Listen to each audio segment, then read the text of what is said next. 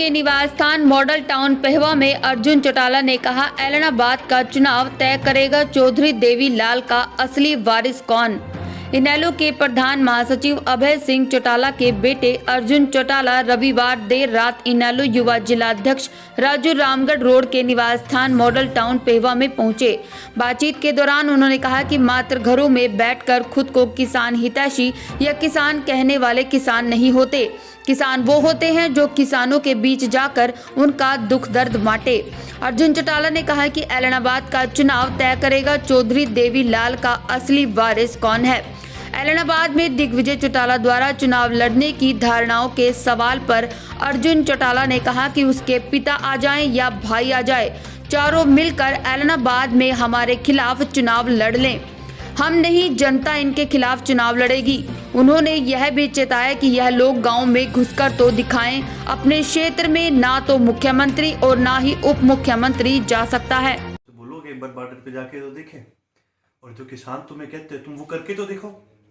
आज के दिन कांग्रेस की भी नेता जब कहीं अपने हल्के में जाते हैं, कहीं पर भी जाते हैं, तो लोग सीधा कहते भी इस्तीफा देके हमारे बीच आओ।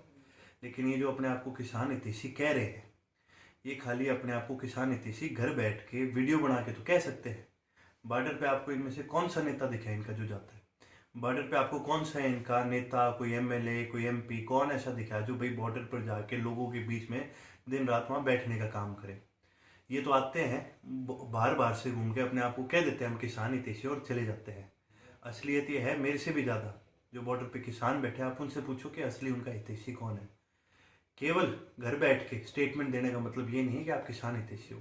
कर्म करो। किसान ने कहा है कि भी हमें नेता नहीं चाहिए, हमें अपने साथ किसान भाई चाहिए इस आंदोलन में। और ये जितने भी नेता अपने आप को कहते हैं कि भी हम भी किसान हैं, तो आप अगर पहले किसान हो तो अपने इस पद को ठुकराओ और लोगों के बीच में जाने का काम करो। यदि ये नहीं जाते तो ये जनता आपको ठुकराएगी, और यदि आप जाते हो तो ये जनता आपको स्वीकार भी करेगी। जहाँ पर भी मेरे से ये सवाल पूछा जाता है, मैं एक उदाहरण देता हूँ। छोटे होते आपने कहानी सुनी होगी कि भी जो कबूतर होया करता था, जब भी उसको बिल्ली दिखती थी तो अपनी आंख बंद कर लेता था, और कबूतर को यूँ लगता था कि भी बिल्ली ने मुझे नहीं देखा। तो आज कहीं ना कहीं जो भारत की सरकार है, इस सरकार ने भी ये रवैया अपना रखा है। इन्होंने अपनी आंख और कान बंद कर लिए और इनको लगता है कि जनता को आज के दिन ये चीज़ पता नहीं चलेगी।